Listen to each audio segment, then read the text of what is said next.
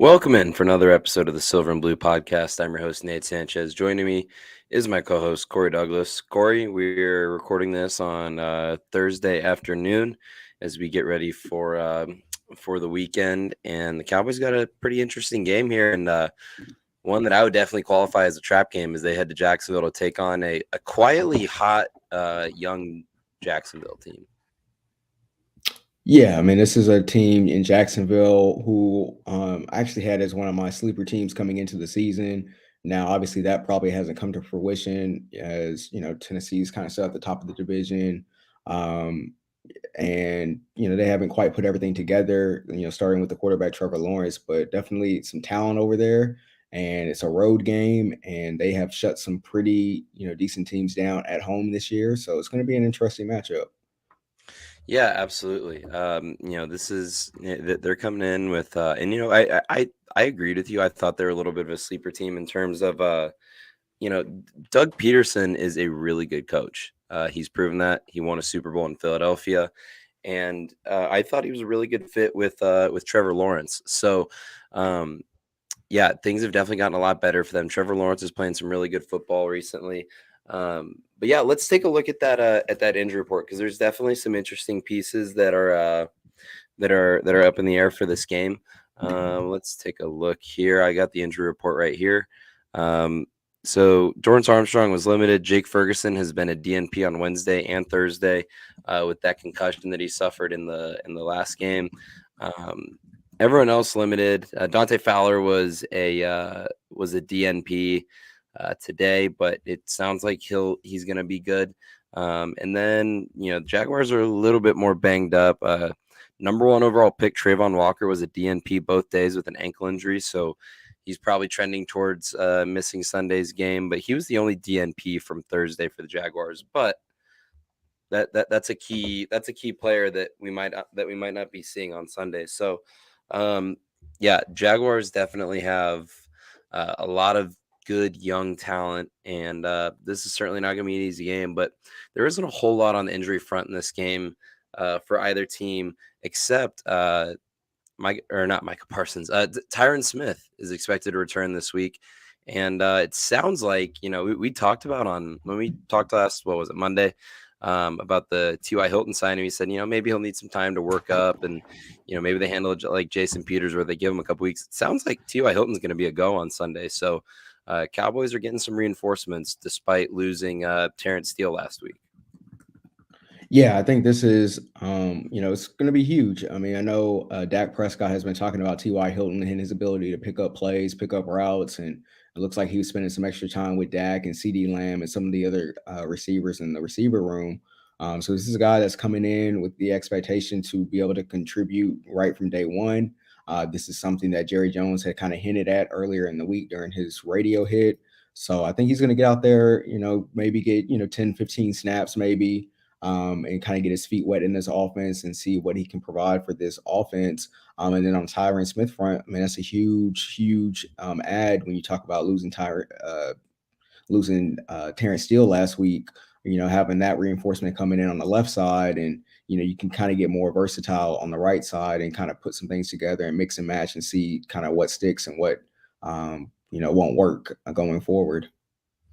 Yeah, absolutely. Yeah, I'm excited to see what they show up front. Both with T.Y. Hilton and with how they line up at offensive line. There's been some rumors today from Brian Broaddus and others who are close to the situation that we might get some Tyron Smith at right tackle. I don't love that at all. I think they should put Tyron at his best position where he's been an all-pro at left tackle, and have Tyler Smith left guard, and just hope. And yeah, they got to at least see if Josh Ball and Jason Peters can hold it down at right tackle before they start, playing or shuffling around the offensive line. So I'm interested to see what lineups they roll out there. I imagine there will be some sort of rotation at right tackle. I'm really hoping that there's not much truth to them running Tyron Smith out there at right tackle. If you're wanting to put your best five out there, then maybe it's the Smiths at each tackle, and then you keep Jason Peters as your swing tackle. Maybe that is their best five, but people really underestimate how hard it is for offensive linemen to move around. It's very rare that you get a guy like, Elgton Jenkins on Green Bay who can just play all over the line. Like that's very rare. And we saw with Zach Martin a few years ago when he kicked out at tackle, um, especially with older linemen, that can lead to injuries. Moving around on the line. So I'm hoping they don't move Tyron to right tackle. I think they should just put the All-Pro left tackle at left tackle and then go from there. But we'll just have to see. Yeah, I'm definitely interested to see how they roll things out on the offensive line on Sunday with Tyron Smith back in the fold and simultaneously Terrence Steele out of the fold. Yeah, absolutely. It's going to be, I think there's a lot of questions that I think are going to be answered come Sunday to kind of see what their plan is going forward. And I think this is a quietly decent test, for the offense line in this matchup because Jacksonville, they can't get after the quarterback. I mentioned earlier in the show that, they've shut down some pretty good teams and it's a team that's playing really well on defense as of late. So, they're going to have their hands full, and I have a feeling there's going to be some adjustments on the fly to make sure that they can get Dak protected. Yeah, absolutely. There's and we've seen, they haven't had much in the way of like great protection for Dak all year. I know his sack numbers are pretty low, but the pass block win rate is very low. They've had issues protecting Dak, and he doesn't get a lot of clean pockets. A lot of these low sack numbers are much more because of Dak being able to manage pressure and get the ball out than it is because of good pass protection, if that makes sense. So it'll be interesting to see how things are up front for Dallas. Let's talk about Jacksonville's offense and how they match up with Dallas's defense. Trevor Lawrence, number one pick of last year, he was kind of anointed as the next great thing at quarterback coming out, and a lot of people wrote him off after just 1 year with a disaster of a head coach. And then lo and behold, Jacksonville brings in a really good coach for a young quarterback in Doug Peterson, who we saw have success in the past with a guy like Carson Wentz, and a little bit of success with Jalen Hurts. But he's proven that he has a good track record as being a good offensive coach and good quarterback coach. And we're sort of seeing the arrival of Trevor Lawrence over these last few weeks. Over Trevor Lawrence's last 5 games, Bob Stern put out this graphic. Among qualified quarterbacks, Trevor Lawrence over his last 5 is 4th in quarterback rating, 6th in completions, 1st in completion percentage, 5th in completion percentage over expected, 7th in passing yards, 10th in yards per attempt, and he has not thrown a pick in his last 5 games. So Trevor Lawrence is playing really good football. It seems like the game is slowing down for him. I'd be lying if I said I've watched a ton of Jags football this year, but in my Sunday viewing when I have the national games on one TV and the Red Zone channel on the other, you're seeing steps being taken by Trevor Lawrence, and it's Jaguars and Cowboys paths very rarely cross. I'm rooting for Trevor Lawrence. I want him to do well. I liked him at Clemson, and it's good to see that his career is going in the right direction. Now, granted, I hope it stops going in the right direction on Sunday, but yeah, it's been really cool to see Trevor Lawrence develop into the potential star quarterback that we thought. Because if I'm a Jags fan at this point, like there's no more questions. It's like this is our guy going forward. There's no more questions about the future at the quarterback position for them, and that's got to be a good feeling if you're a Jaguars fan. Yeah, so I think for Trevor Lawrence, I think it was kind of weird and kind of funny and kind of way premature how people were kind of writing him off with the experience he had last year dealing with Urban Meyer and that just complete disaster that they had going on in Mm-hmm. Jacksonville. But now I think we're starting to see some of those signs, and I think if you look at the Jacksonville roster and like the way it's stacking up with Trevor Lawrence at quarterback. I mean, you could look at the Jacksonville Jaguars as a team in that division that could, really make some noise over the next few years. Now, obviously, they're going to have their Mm-hmm. growing pains because he's still a really young player. But no, Trevor Lawrence, to me, I think he is, the real deal, and he's, definitely a franchise quarterback, and 28 touchdowns, only 6 interceptions this year. I think it's definitely a positive step in the right direction. Now it's just about, maintaining that consistency and, continue to add weapons to that team, continue to fix the offensive line and, things of that nature. But I think we're looking at a next, young star quarterback. Yeah, absolutely. And they've done a decent job surrounding him with some weapons.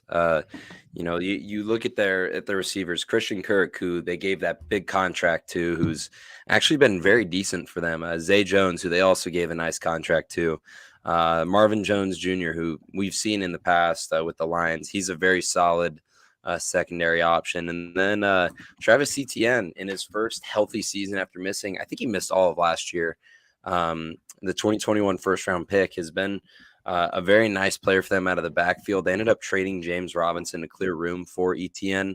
And then Evan Ingram, our old friend from the New York Giants, seems to have found a little bit of a foothold in Jacksonville, and he's been a lot better. So it definitely helps that they went out there and they got Trevor Lawrence some weapons, because he's definitely playing better football. And you look at their offensive stats.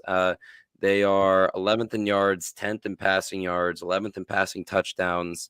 They're about middle of the pack in rushing yards. But yeah, they're much improved from what we've seen from the Jags in years past. They're averaging 22.6 points per game. That's also kind of middle of the road. But over their last 5 games, they've scored 20, 17, 28, 14, and 36. So a little bit up and down, but they've generally been much, much, much better recently. One area where I'm a little concerned if I'm the Jaguars is their ability to protect and run block. Their offensive line definitely could use some work. So at center, they got Luke Fortner, and then Jawan Taylor and Cam Robinson at the tackles, and then Brandon Scherf, the former Washington Redskin and Washington football team guard, who we're very familiar with, and then Tyler Shatley, the third-round rookie at guard. They've done a decent job protecting Lawrence. There's only been per PFF's box score, they've only given up 16 sacks on the year, and they've given up 110 pressures, which isn't great, but they've been able to keep the sack numbers low. And similar with Dak, some of that's due to Lawrence, but none of their PFF grades are terribly high, and all their run blocking grades are very low. So this is going to be a game where the Jaguars are probably going to have to, their best chance is going to be getting the ball out quick and testing these young corners that Dallas is going to be trotting out there on Sunday. Yeah, absolutely. And when you talk about guys like Christian Kirk and Marvin Jones is still there, you mentioned Evan Ingram. They have some guys that they can really spread the ball out. And Travis Etienne is a really tough dude to tackle. He seems like every single week, before this recent, I believe, is an ankle injury. This is a really explosive guy. He's hard to tackle, and if he gets, past the second unit of the defense, he's gone. So this is definitely going to be a test both in the air, but also on the ground. I think this is going to be a situation where, the Cowboys are going to have to shore up the tackling, make sure you're not committing those, silly penalties that, we've seen plague this team in, weeks past, and, be able to really stop this Jacksonville offense. Yeah, one area that I'm interested to see is how much Jacksonville utilizes play action, because Trevor Lawrence has been terrific on play action this year. I'm looking at his numbers now. He's completing 69% of his passes out of play action. This is 23% of his dropbacks for over 1,000 yards, 3 touchdowns, 2 interceptions, and that's his highest graded passing concept. Be it screen, play action, no screen, play action. No play action, just any of those variations. He's at his best in play action. So he's also very highly graded on deep balls. He has a grade of 86.4 on passes of 20 plus yards downfield. And I think a lot of that has to do with having really good deep threats I'm blanking on his name, Marvin Jones and Christian Kirk, who we've seen. So very, very, very good stuff from Trevor Lawrence early on. And again, they have really good weapons on the outside that, this is going to be the first week where I'm not worried about Diggs, but this is going to be the first week where Deron Bland and Kelvin Joseph really, I mean, they've been tested in the past, but especially for Kelvin Joseph, this being his second week as a starter, this is going to be a good test. Yeah, and I think a sneaky name that they seems to always make plays, both in special teams, but also on offense. Seems like they always find a role with him and find a way to get him involved. Is Jamal Agnew. This is a guy Mm-hmm. that they get him in the end around game, the wide receiver handoffs, and get him involved in the return game as well. But that's a sneaky guy that they're going to have to account for as well. And then when he's on the field, it's almost he's going to be involved in some way on in the play. So that's a guy that the Cowboys are going to have to account for as well. Yeah, I'm interested to see how they deploy their defensive backs. Christian Kirk is having a very good year. He's averaging 13 yards a catch. He has 874 yards and 7 touchdowns on the season. So he's coming down the stretch of a pretty nice season where he's gonna rather comfortably break 1,000 yards. He does a lot of his work out of the slot. 76% of his snaps come out of the slot. So that seems like that might be a Deron Bland matchup. So Deron Bland is going to be tested by Christian Kirk. So, just a lot of tests across the board. Kirk also a very good yak receiver, 324 yards after the catch on the year. And then it's going to be a big week for Jaron Kearse as well with Evan Ingram. Just a lot of the Jags don't have an alpha weapon on the outside, but they have solid players across the board. And, this is sort of a conversation for next year, but, in a sneaky move at the trade deadline, they also acquired Calvin Ridley. So this Jags team, they have some weapons in tow for Trevor Lawrence, especially as we get into the 2023 season. And, frankly, I think the Jags are 2 games out of first place in their division. The Jags very much are not out of the playoff race. The Titans are in a bad way. If the Jaguars can finish the season strong and the Titans continue to struggle, the Jaguars could very much win that division. So, Jags are not necessarily just playing for 2023. They're not just going to roll over on Sunday.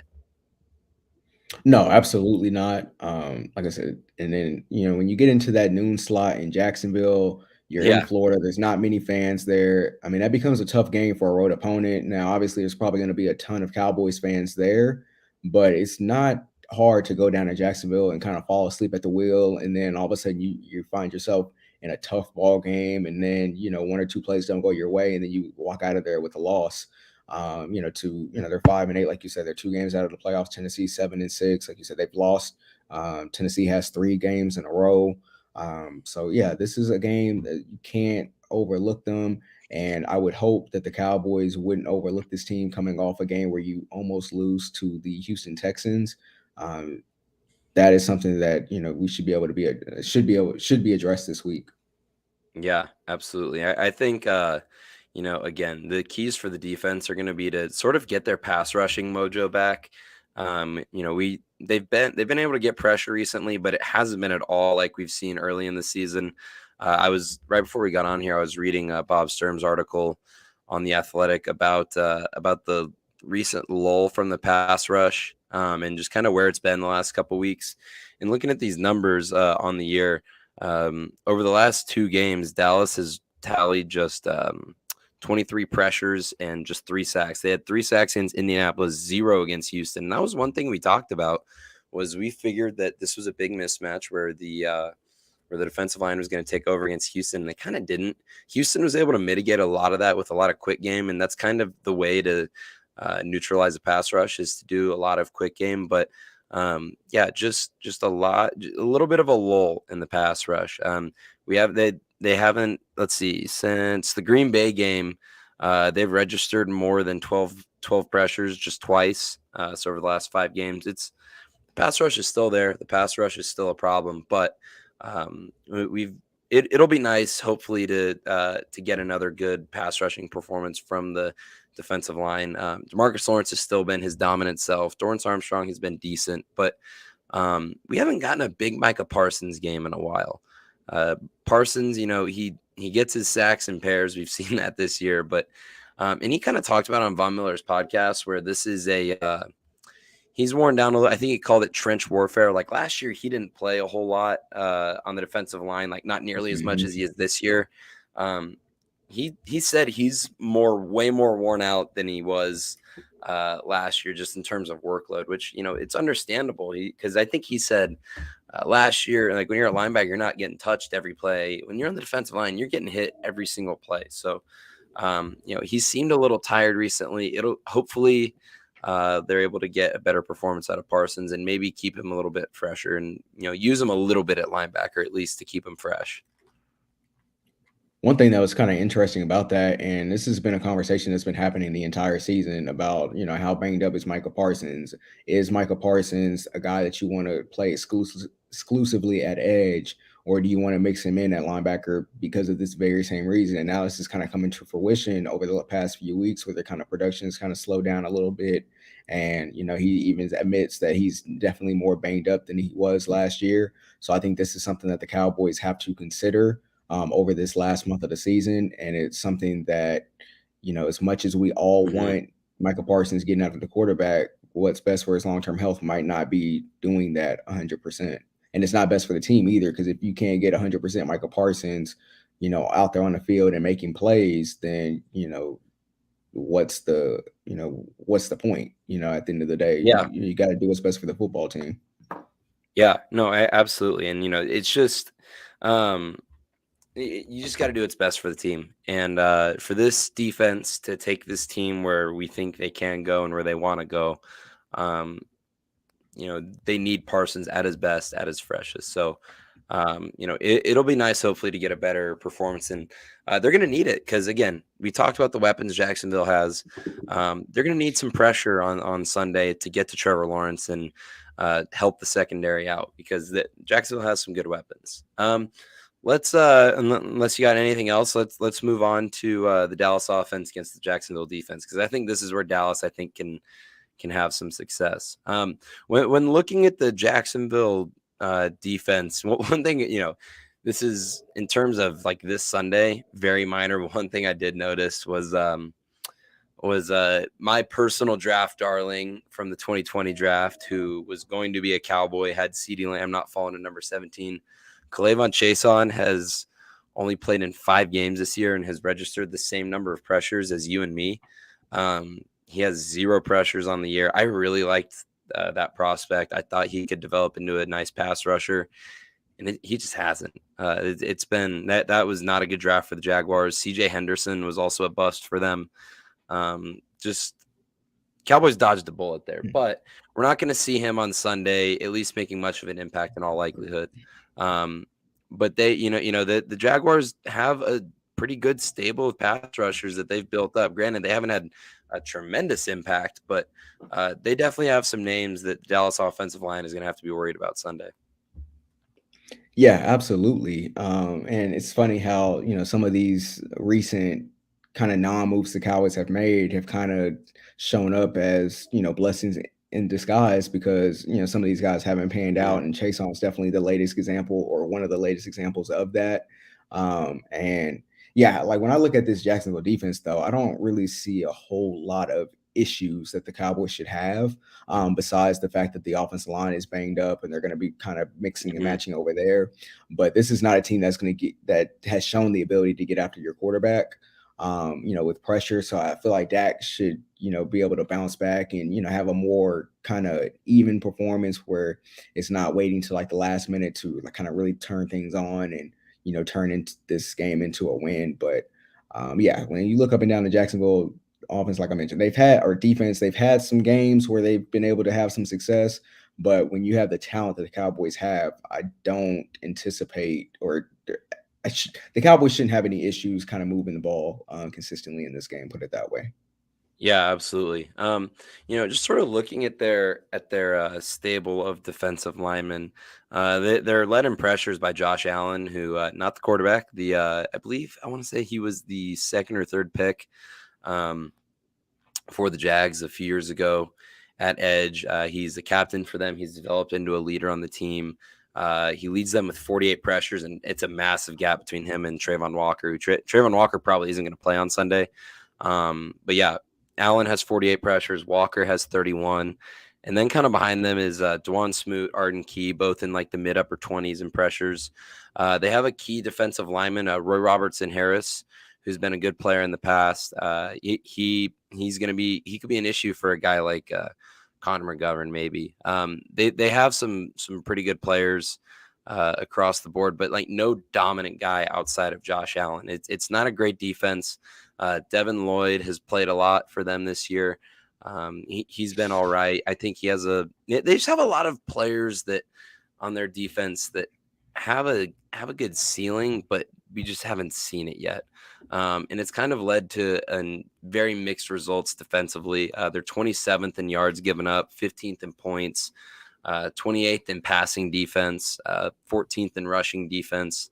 So they're much better against the run than they are against the pass. So this could potentially be a big day through the air for Dak Prescott. Yeah, and I think we need to see that. And like I said, this last month of the season, obviously you need to win games and different things like that. But the way you're winning the games and just the game within the game are things that I'm starting to focus on, like how they're starting, how Dak's looking, how defense are defending Dak, because there's been conversations this week, through local radio, national media saying the Cowboys are on upset alert. This is the same old Cowboys team coming off that game against the Texans, have defenses figured out Dak Prescott. So these are all things that, while the conversation might be silly right now, we don't want this to pop back up, in January in the playoff game. When you're probably going on the road to Tampa Bay, where you're saying, well, we saw this. These are some of the same things that we saw all throughout December, and now it's just coming to fruition against a playoff team. And if you're going against Tom Brady, something against Tom Brady that is going to, be a problem. So that's kind of what I'm mainly focused on. I want to see the passing game definitely get back on track. I want to see CeeDee Lamb kind of bounce back from a down game, especially based off his standards this season. See how T.Y. Hilton and James Washington continue to evolve into this offense, and how they continue to use the tight ends, because Jake Ferguson sounds like he's in concussion protocol, and he's questionable. Has he practiced this week? Did you say he's practiced this week? He's been a DNP both days, so that would mean he's trending towards not playing, but he could clear concussion protocol between now and then and play. Right. So, continue to use some of those young guys as well as Dalton Schultz. So, yeah, this is a big bounce back opportunity for Dak Prescott. And I want to see some of that, the post game talk that he had, after the Texas game, saying, the turnovers aren't acceptable. And Jerry Jones even went on his radio hit and said, aggressiveness doesn't have to come with turnovers. So I think Jerry Jones is kind of sending a little message out there saying the turnovers aren't acceptable by this offense, and we kind of need to clean things up over this next month of the season. So I want to see that starting Sunday.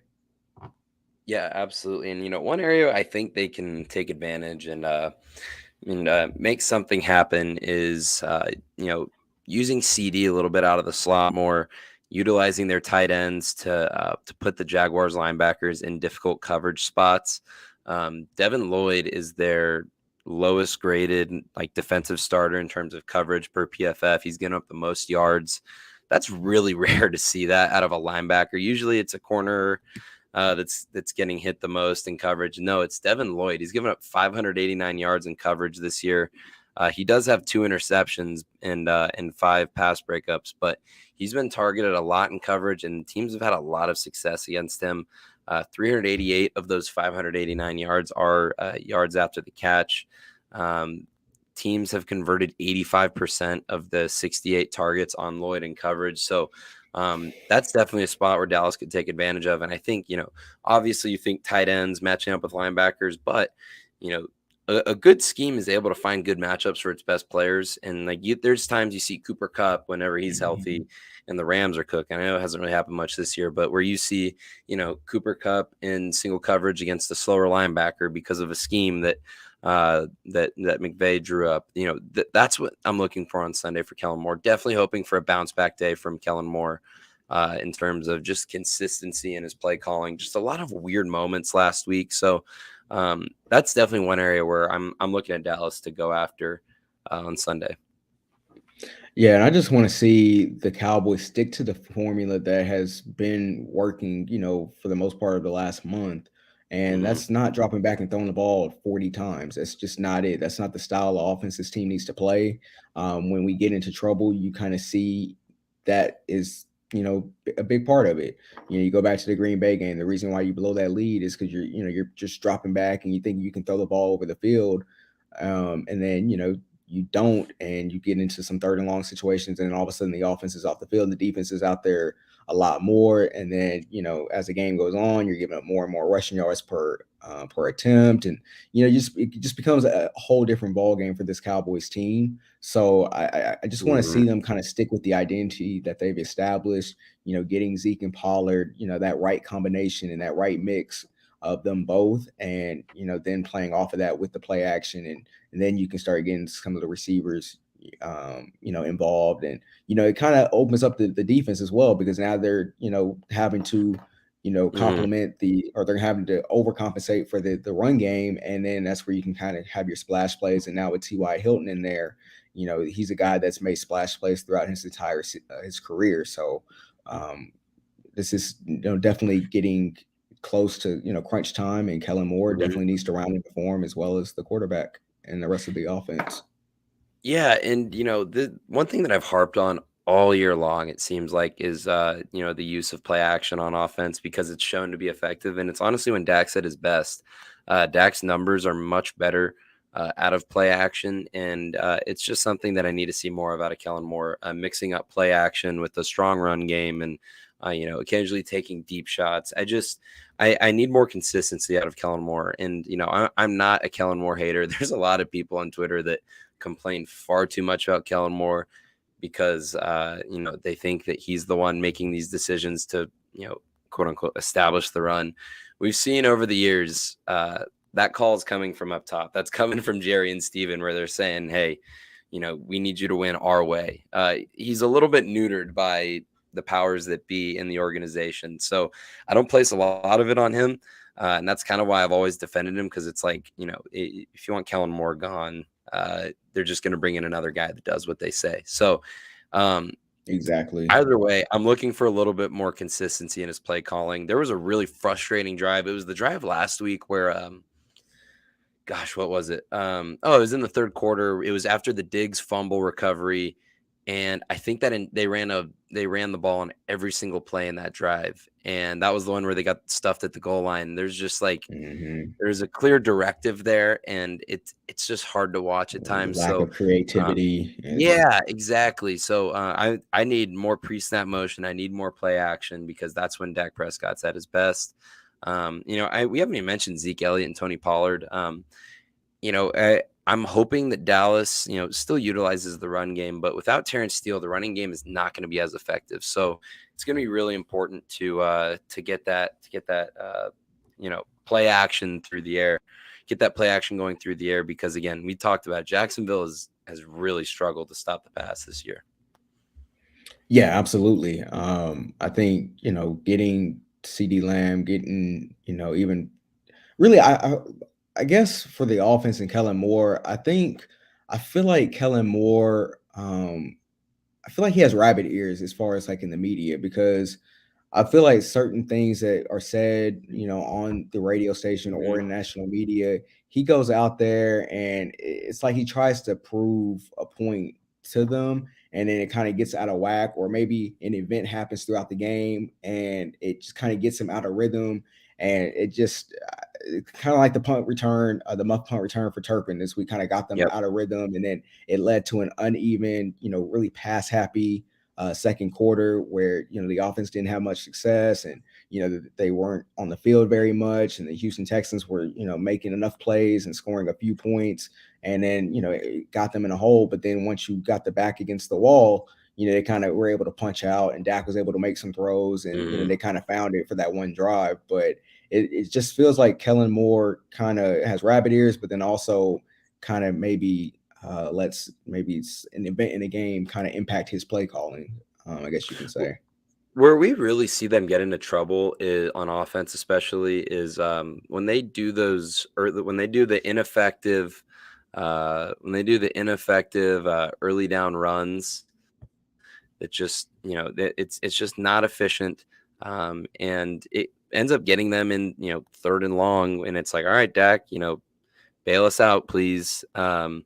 So it's just it's a little frustrating at times, because then Dak gets constantly put in third and long, and then everyone blames it on Dak, and it's like, no, like it's these early down. Like, yeah, Dak could be better at times, but he gets put in tough spots all the time, and he's kind of been doing it pretty consistently since he's come back, where it's just kind of been, hey Dak, we're in third and long, can you bail us out? And he's done that a lot this year. So they either need to come up with more creative and efficient play calling on early downs, or they need to start running the ball effectively in early downs. And I'm not exactly counting on the latter with Terrence Steele now out. So I'm really hoping for some more creative play calling on early downs that don't put the offense behind the chains, and then Dak has to bail them out on 3rd and 8, 3rd and 9, 3rd and 12, somewhere in there. So just looking for some more efficiency. And again, it's hard to, we're nitpicking here because the offense has been objectively really good since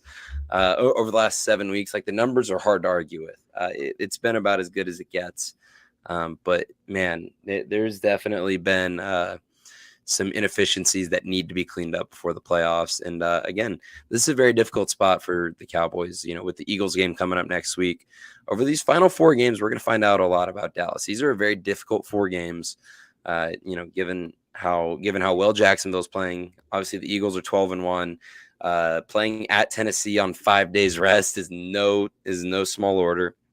And then Washington in Week 18 is probably going to be playing for their playoff lives, and they're playing good football right now. So we're definitely about to find out a lot about the Cowboys over this last quarter of the season.